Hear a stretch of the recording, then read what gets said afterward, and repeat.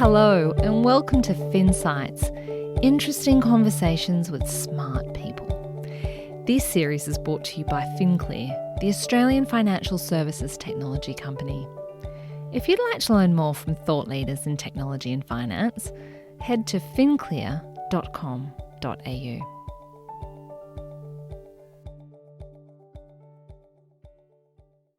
Hello and welcome to FinClear's FinSights series. I'm your host, Kristen Westlake.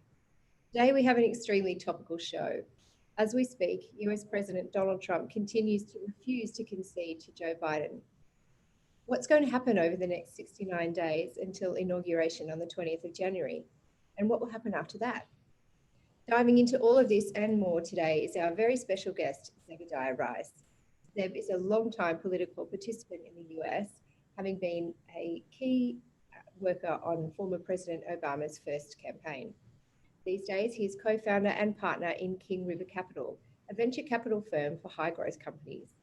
King River is dedicated to investing in exceptional teams that are building innovative companies in Australia and the US. With operations in Sydney and San Francisco, King River invests in high-growth software and AI-driven technology businesses that are solving critical problems in large markets. Zeb and his team invest in post-revenue companies and look for opportunities where they can help entrepreneurs succeed by engaging their partner network of experts, operators, executives, and potential customers.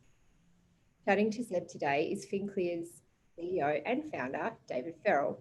David is an exceptional financial services professional with decades of experience building and running businesses in Australia, Asia, and Japan for companies such as CBA, Shinsei Bank, JP Morgan, and Citigroup. Welcome both. Thanks for joining us. Thank you. Thanks very much for having us, Kristen. Thanks for the intro. And Zeb, thanks very much for joining us today. Just a quick disclaimer here. Zeb and King River are our shareholders. In fact, one of our founding shareholders in FinClear.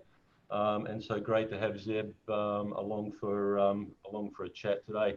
Firstly, Zeb, congrats as a former advisor or advisor to Obama and a previous campaign. You must be pretty pleased with the way things are at least starting to pan out for the Democrats. Yes, I'm very, very relieved. I think is the best word, and happy.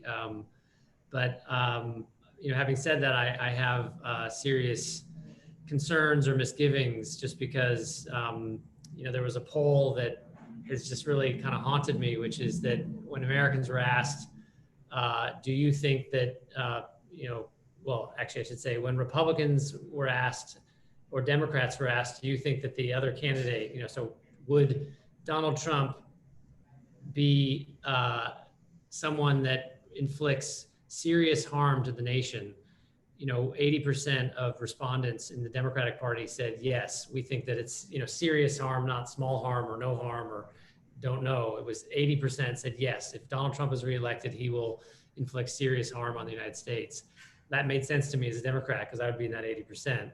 But the troubling stat was when Republicans voters were asked in the exit polls that same question about Biden, 80% of them said that they felt if Biden won the election, that he would do serious long-term damage to the United States. And that to me is very, very sad. Yeah, well, look, as all the commentary's been just serious division in what was supposedly the United States of America, and obviously, Biden's been making a point of of trying to bring that together and repair that rift, so to speak. But look, firstly, I think the top of my agenda and the thing that I guess I've been pondering for some time is, and I know a lot of people talking about, control of the Senate and what that means and how tight it is there at the moment. I think, and to give, FinClear a little bit of a plug here, about a week or so ago, Hamish Douglas from Magellan was quoted, and for those that don't know, Magellan recently came in as a shareholder to FinClear, and we're working on a number of initiatives with Magellan, which is great. But Hamish was on the record of saying that this is somewhat for public markets anyway, a Goldilocks moment. You really, the potential for seeing a locked Senate would mean that there would be no, as he called it, magical blue wave, no unlimited power to pass legislation. This is the Democrats.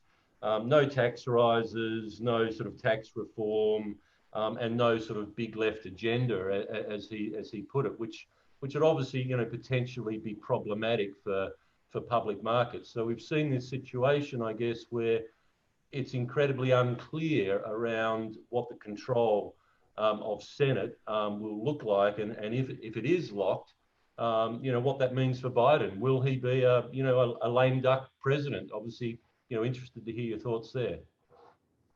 Yeah, I mean, I can kind of give you a little bit of the political ball game sort of analysis of how we got here, what it looks like, if that'd be useful.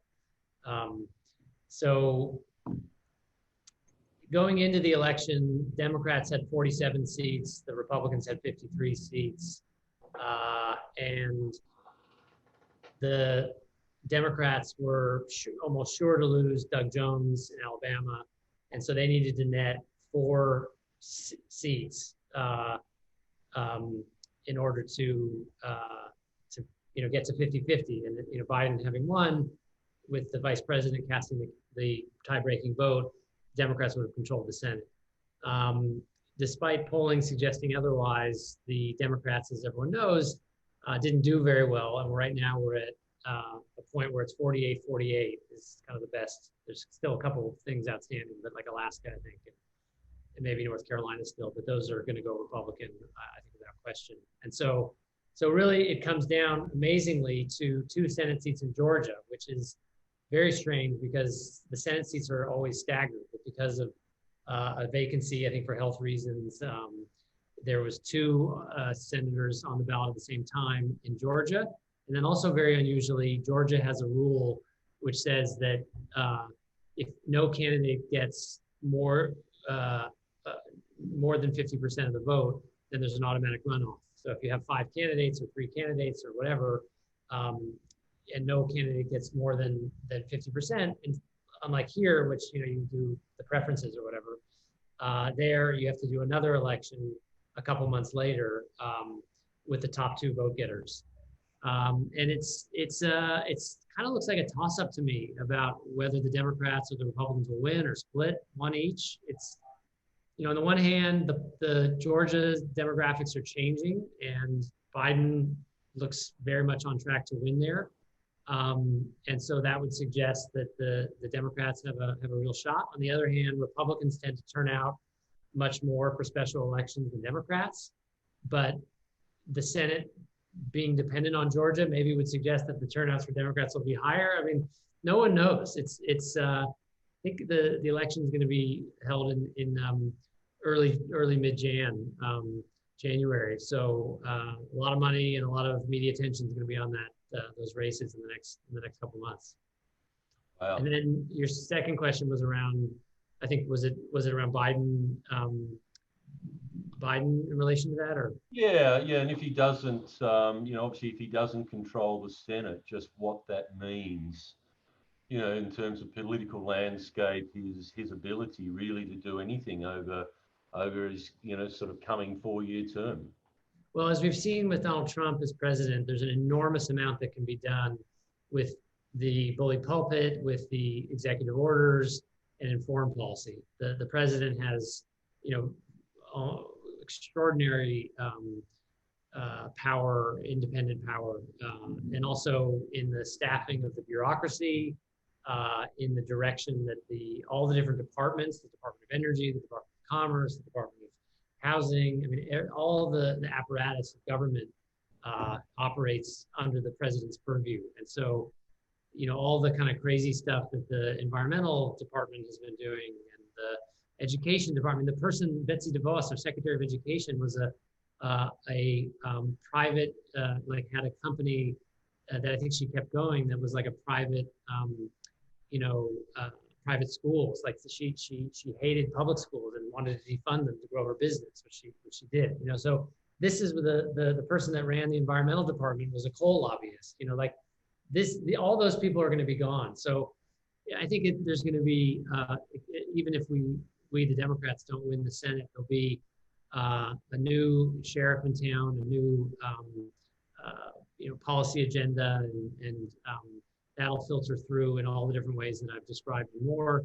But in terms of serious change on tax legislation, healthcare legislation, immigration reform, like any of the big issues, rather than kind of operating at the margin, without the Senate, nothing will get done. And then there's the judges, of course, which the Senate has to approve. So Biden will have to govern much more as a moderate from the center, and co-opting, the odd senator like Susan Collins or Lisa Murkowski in Maine and Alaska, who tend to be the swing votes. And with those two, you get to 50. And so he can get stuff done. The Senate is not filled with, kind of craven Trump people. It has a lot of those people, but there are senators like Mitt Romney, like in Utah, like Lisa Murkowski in Alaska, like Susan Collins in Maine, that you can do deals with. And that's all it takes. You just need a majority to get through a lot of legislation. There's the filibuster, and then you need 60, and so it gets complicated. But I think a lot can get done, certainly on judges and that sort of thing, that just need a majority. Mm. And of course, I guess, Biden has somewhat of a reputation of, being collaborative and trying to bring, various parties together. So, the commentary most recently has been that, he's probably, an ideal candidate or an ideal president-elect in this position. Do you have a, sort of personal view of Biden and anything you can share with us? Yeah, I mean, I didn't interact with him much. My engagement with Obama was kind of leading in the primaries. Mostly was when I was interacting one-on-one with him. So that's before he selected Biden. So I don't have a personal relationship with Biden the way I did with Obama. But what I will say is that that reputation from my friends in politics in the U.S. that know him is a hard-earned one and a correct one. And I'm really hopeful that he can heal a lot of the division in the country. That stat that I started with, the 80% on both sides, it's just so kind of confounding to me and disappointing to me that almost half of Americans, or 80% of half, so 40% of Americans believe that Joe Biden was an Antifa supporting, defunding police supporting, open the borders supporting, pro, anti, all gun, like it's going to take everyone's guns away. He just, wants to shut down the entire economy so that COVID can be taken to zero. Like all these lies that are perpetuated by the Republican Party and Donald Trump, and reinforced by the senators and the other Republican leadership, they're just not Joe Biden. And yes, you could say a lot of that stuff about, Ocasio-Cortez or Bernie Sanders or Elizabeth Warren or what have you, but that's just not Joe Biden. And they just obviously very successfully preyed on people's economic fears and lack of education and information, to be honest, to paint Biden as someone that was going to, if he got elected, was going to foment, massive left-wing unrest, implement socialism at a federal level in the United States, turn the United States into, a communist, country with open borders, civil unrest, and an economy in permanent depression. And the polling data shows that was a successful message. I mean, it's just not true, and Biden's not going to govern like that. But people that don't have college degrees, frankly, that are in economically disadvantaged situations, they bought that story. And the biggest kind of news coming out of the exit polls, and the data's not yet done, but the biggest news was that Trump did extremely well, let's just say surprisingly well, with Latinos. And I kind of get that for Cubans, because they come into Florida, they hate communism because of Fidel Castro. That's why they risk their lives to come to America. And they want economic opportunity here for themselves, selfishly, and they want to close the door behind them. but it's not just, Cubans. It's like across the country, the Latino vote went, amazingly strongly for Trump. I think actually in Florida, it was something like 50% of Latinos were voting for Trump. And you would think after all the Mexicans are rapists and murderers and, all the rhetoric around anti-immigration that let's build a great wall. Let's build a giant wall. It's going to be a big, beautiful wall. But like, they just didn't go that way. And that, if you look at that data point alone, that alone explains why the polls were so wrong. I mean, there's a lot that went into it, but that one data I think had more of an impact, in places like Florida, in Texas, all these places we thought as Dems that we were going to take, and we weren't even close. So that, I think that's a long answer to your question about Biden's, governing, but he can get a lot done, and he's going to, I think, govern from the middle, not just because he has to, but because that's who he is. And it's just so saddens me that almost half the country doesn't believe that, and frankly, probably won't, because Fox News and Breitbart and all the right-wing senators and their Trump's Twitter account and probably his new media thing is going to be twisting every single thing with fake information and lies into Biden being a socialist and defunding the police and all these things that he's not going to do. They're going to somehow, it's like, Obama's birth certificate, or, the Biden, having dementia or whatever. Like, it's just, they just keep repeating lies, and people get their news on Facebook and they, believe it. And it's just so sad to me that that's the case. And I may sound very partisan by saying that, but I am a partisan, I say. That's okay. You are partisan, unashamedly, Zeb, and that's why we've got you on here to give you to hear your view of events. And I'm right. One of the things that I find just extraordinary is just how wrong the polls again. Got things, and maybe that's a question. Maybe at the back end if we've got a bit of time. But there is just such a split going on in the US, and Trump's refusal to concede at the moment, and what actually might happen in the next 60, 70 days, I think are all really intriguing questions. And what I'd ask you is give us an idea. I mean, it's not without precedent that a sitting president is obviously going to challenge or have recounts, but at this stage, not to have conceded and to have former presidents, Republican presidents, George W. Bush come out, and obviously basically give a conciliatory speech, and Trump's still sitting there. It's just such an incredible situation we find ourselves in. I mean, give us your thoughts on that. To be honest, I think we're going to look back and this is going to be kind of a sideshow. I mean, it's dominating the headlines, and it's dominating dinner table conversations and coffee shop conversations. I mean, literally walked past a coffee shop in Double Bay, and every table, that was the topic people were talking about. It was amazing to me, in Australia that's the case.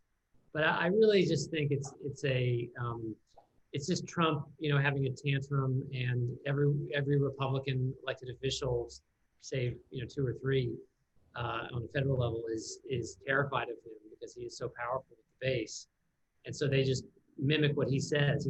Mike Pompeo, the Secretary of State, said with a smirk, that we're looking forward to a smooth transition to a second Trump term, and those kinds of things are just they're just inflammatory, and they just that's what the Trump Republican Party loves to do, is to kind of stick it to the left wing that they think is looking down their nose at them and is so superior and thinks they're so smart and so much better than real working Americans.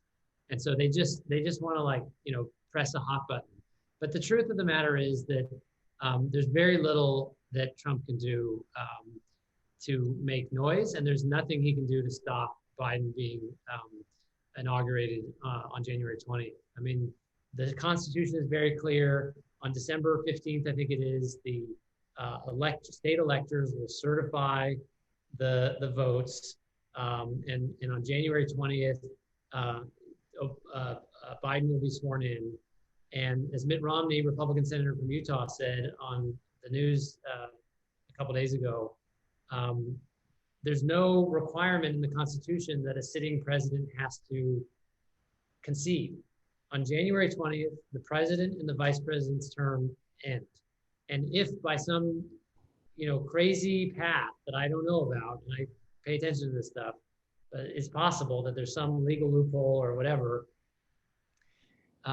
Trump does have a case that's outstanding. Nancy Pelosi will become president. Trump is not president after the January 20th, and so the reason I say that is that this is a very different situation than, say, 2000, for example, where you had one state under contention and there was hundreds of votes that people were arguing about. In this case, there are 5 states that Joe Biden has won by very large margins, insurmountable margins, statistically, in any sort of a recount. Trump would have to win all 5 of those in order to become president. And if you look at it, I mean, I think it's actually he has to win all 5 of those.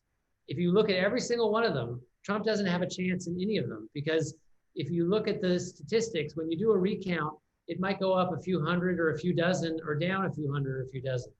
But Biden's ahead by tens of thousands of votes in all those cases. And he's ahead by the same margin in many cases that Trump won those states by in 2016. Yeah. And so there's just, it's like every case that I've seen has been dismissed. I mean, there's cases that are just like, I think in Nevada or something, the Republican Party, was on Fox News saying we've got a crematorium, owner who, looked at the 12 people that died in the last, a week before the election, and 6 of them had registered and voted after they died, and they have an affidavit to that effect. Well, it's like, that's like they have one person trying to overturn an entire election. And their case is resting on that. The judge summarily dismissed it as soon as it got to the judge, because you can't build a case to overturn an election or even do a recount on the basis of one hearsay evidence of someone saying that something happened with no actually documentary evidence. It's just people saying, I saw someone that voted that didn't have citizenship or whatever. It's just hearsay, and it's just pretty much everything that I've seen falls into that kind of category. There's no path for Trump here. I think what's a bit alien, I think, to us in Australia and probably the rest of the world here is though that you have this position where Biden hasn't conceded. He's still sitting there. He's actually still making executive decisions. He's hiring and firing public servants in very senior, positions, and he's capable of doing this right the way up until whatever that date is, towards the end of January, which is it's extraordinary from my perspective that you've got an incumbent sitting there who's clearly been voted out but still has these extraordinary powers. I mean, is there anything that worries you that he could do in the next 30, 60 days? The only thing that worries me is, he has the nuclear codes, and I doubt that would happen very seriously. But that's the only thing I really worry about. Everything else is just noise. I mean, he fired the Secretary of Defense, and he's putting into roles all these like extreme right-wing, like the equivalent of jihadists for Islam. He's like putting in to run the various parts of the Defense Department. But they'll be there for 6 weeks or whatever, and they're not going to start a war. I mean, my son's in the United States military, and I can tell you that from my interaction with the officers and the people in the military, my brother was in the Army.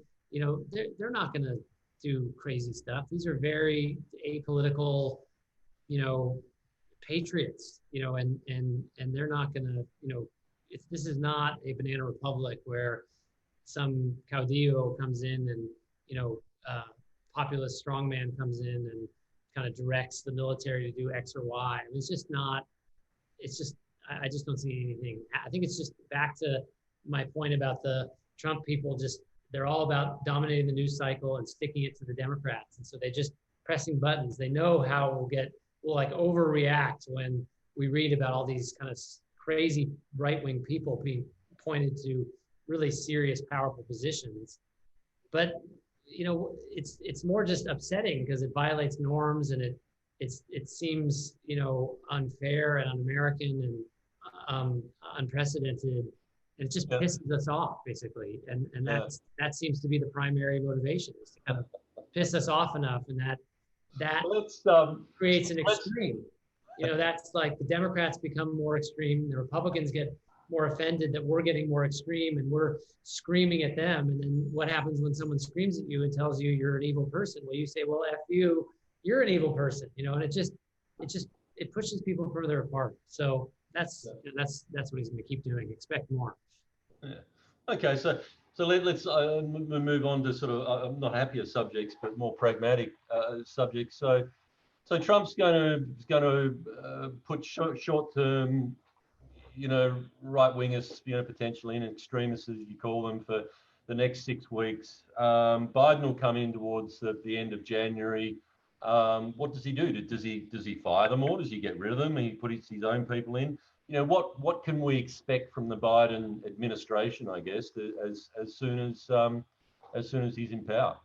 Yeah, I mean, that's as I was saying a bit earlier, like you'll see a total sweeping of house. I mean, it's going to be the president's right to appoint the bureaucracy, right? So the way it works, like here, is you have the kind of bureaucrats that are employed full time, but when an administration changes, all of the people running all of the departments, including defense, get and all the subheads and sub-subheads, all the people that are at the top, all the ambassadors, all the military leadership, everyone gets replaced.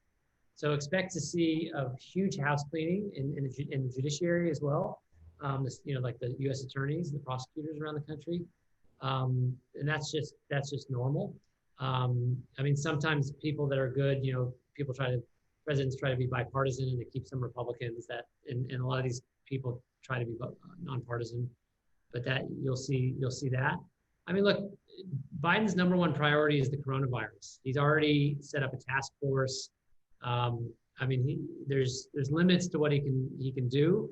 But I would expect to see on the first day a huge amount of activity around the coronavirus, around he can control requiring masks in public buildings, and they can introduce legislation around that, but they have to get the Republicans on board if the Senate's not in their hands.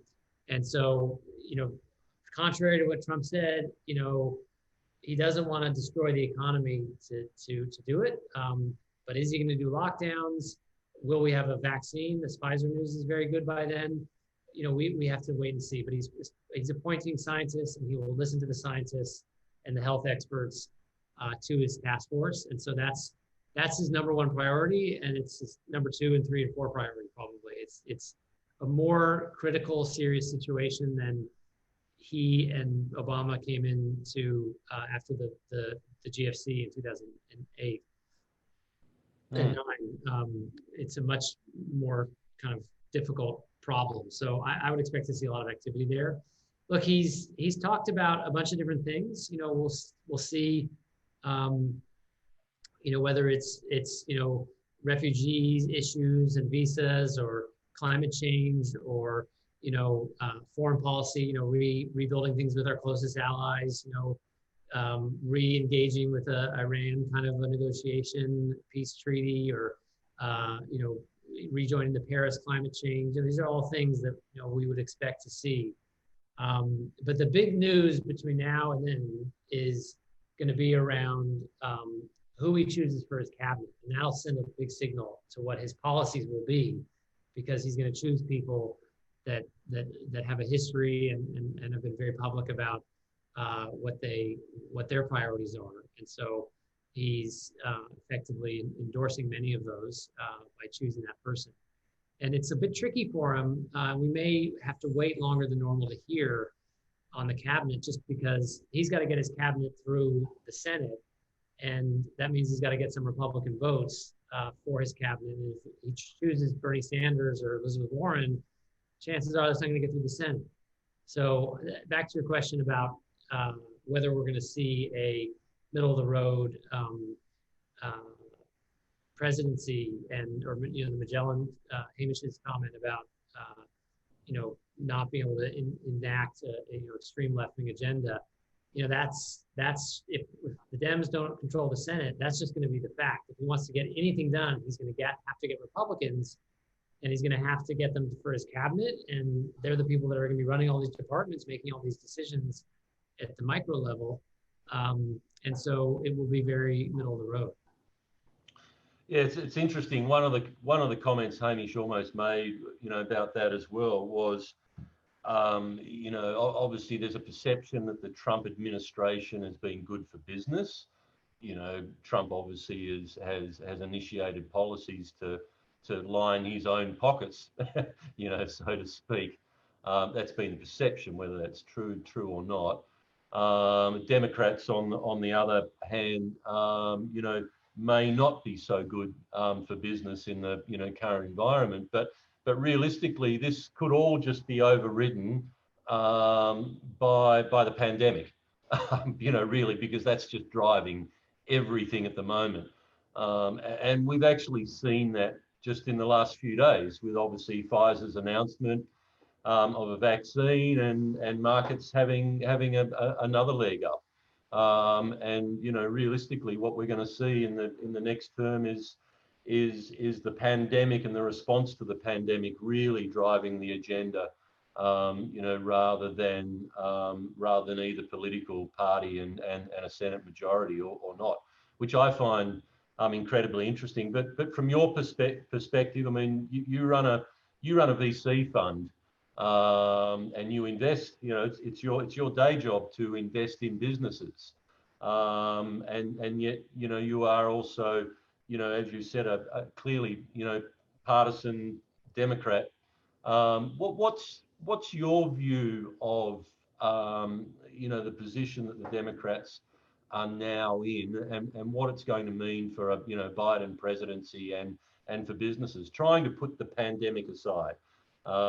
Because clearly there's been a lot of damage done to economies by the pandemic already, and there is going to be much repair that will be needed to be done, and that will have to be funded from somewhere. Yeah, I mean, before I answer the business side, I'll just say the biggest fear that I have is that the Republicans just do what they did to Obama in his second term, where they just blocked everything, and you get nothing done through the legislature. You've seen the Democrats do that to some extent, but they work together on the COVID relief package. And I think with the Biden presidency, we'll get more of economic relief on that. So that aside, I think I invest in technology, and the technology has demonstrated itself to be very resilient in these difficult times, and in fact, kind of technology is being used to keep the economy humming, in these kind of pandemic days that we're living through. And so I think kind of regardless of politics, technology is going to continue to be very, very, very good area to invest in. The big thing kind of on the radar, really, regardless of who was president, is the potential breakup of the big 5 or 6 technology companies. So, Google, the Facebooks, the Amazons, the largest companies, Microsoft and so on. They have disproportionate market power. I think even in Australia, I think that something like, 80% of all online ad revenue is like Facebook and Google, or maybe a little bit of Amazon. And there's just such extraordinary market power that they have, and it's just getting stronger. So I would expect to see, pretty high likelihood those companies getting broken up. which I think would be great for markets and the country and the world, just because it allows younger companies to be more competitive. Yeah, yeah. Okay, well, so look, we're starting to run into time, Zeb. This has been a great chat. I'd like to sort of bring it back to Australia, perhaps for the last sort of 5 or 10 minutes or so. And one thing that intrigued me the other day, I saw some commentary. It was like a headline. The one thing that the Democrats and the Republicans agree on is that China has too much power, and must be, suppressed, for want of a better word. That's obviously puts Australia in a really interesting position where we sit, right next to China, and obviously has ramifications for, the Australian-Chinese relationship as well. What's your perception of how, Biden, the Democrats, are going to deal with China now, and what effect, if any, do you think that's going to have on Australia as a key supporter of the US and strategic partner in terms of its relationship with China? Well, I think that Australia is in a little bit of a difficult position because well, I mean, obviously just because the two big trading partners being China and Australia, but I was thinking of some of the unhelpful sycophantry coming out of Australian current and former politicians towards Donald Trump. And the incoming Biden administration is going to remember that, and they're not going to be happy about it, and they will punish Australia for that. I can't remember the former ambassador's name to the U.S. From Australia, made some comments like, I can't believe that Washington, D.C., voted, 92% for Joe Biden. There's something fishy, in these numbers. Yes. There's election fraud.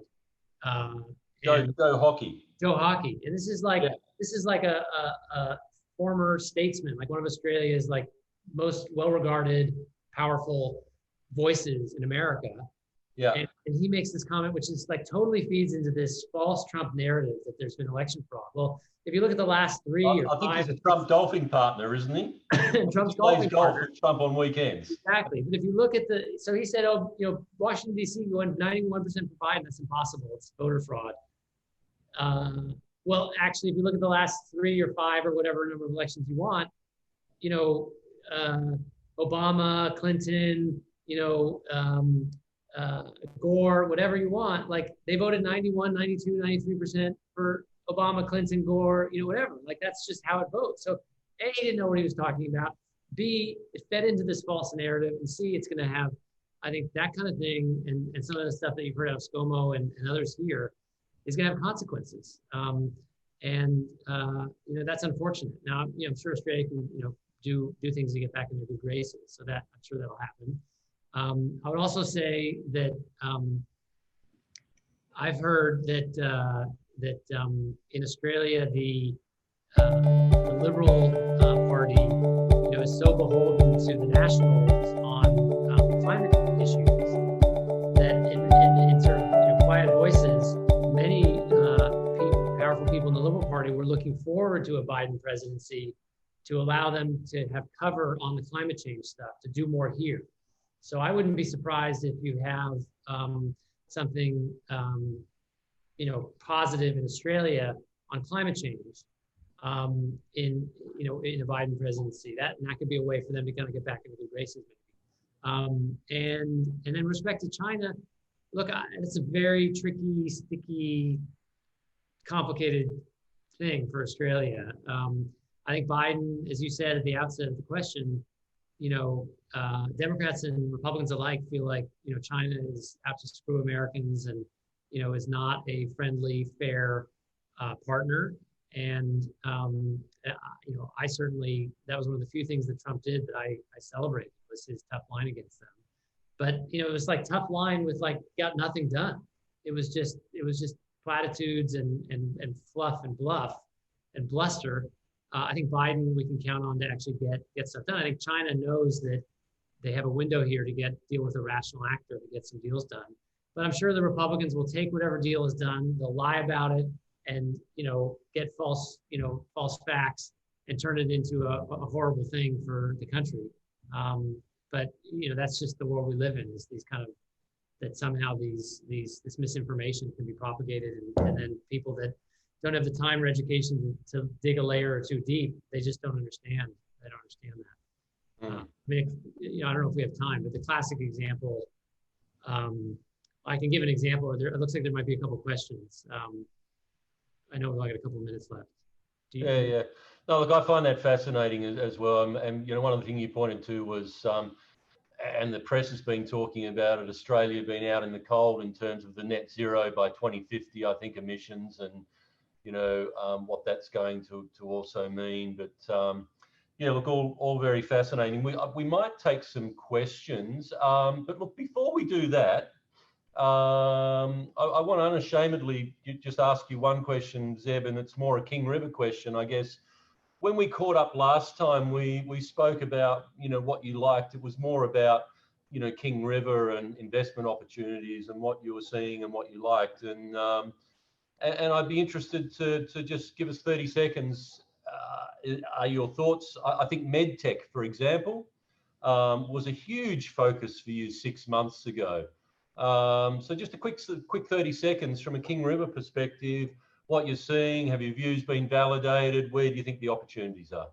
I'll try to be brief. I could talk all day about that, but basically we're seeing huge opportunities still in digital health, in the future of work.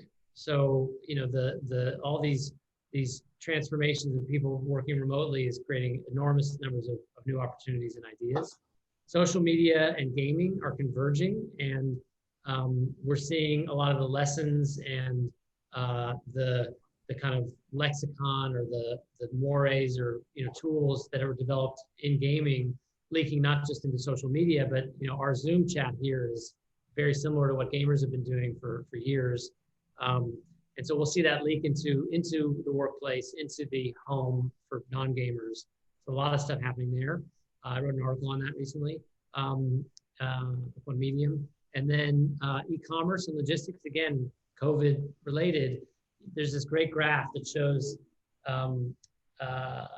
10 years, let's just call it like 2006 to 2019 or 2009, 2019. And e-commerce went from like single digit percentages up to 16% of e-commerce of total retail sales in the United States in 10 years. And in 10 weeks, it went to 26% of all retail commerce, e-commerce became 26% in a matter of weeks with COVID. And so, yes, that'll come down, but we're seeing these companies, and they've had 3 or 4 Thanksgiving or Christmas type days, buying days on online commerce. And so, whether it's the logistics or the customer service, or it's the kind of shopping cart tech or payment tech or gateway tech or any of these things, there's just an enormous field of opportunity in that. And so we really like that area. I mean, I could go on, but those are some of the top areas we're seeing. Yeah. And that retail I found fascinating. In fact, my wife just pointed something out to me this morning, which made me think. So tomorrow is Black Friday in the US, right? A huge retail day. It's just going to be interesting to see how that changes this year and how much goes to online, right? Yeah. But you look at these numbers. I mean, we're invested in companies that have exposure to that, and they've had a Black Friday or a pre-Christmas kind of a day 3-4 times this year already, just because of COVID. I mean, the lockdown cities like Melbourne in particular have seen their volumes triple in a matter of days or weeks. It's just been extraordinary. Yeah. And what I find really interesting is businesses that you previously perceived as not being really e-commerce, and ones I'm thinking about here are like a Harvey Norman in Australia, right? That have benefited hugely from their online business, that has actually offset any sort of foot traffic and that sort of bricks and mortar. I find that quite fascinating.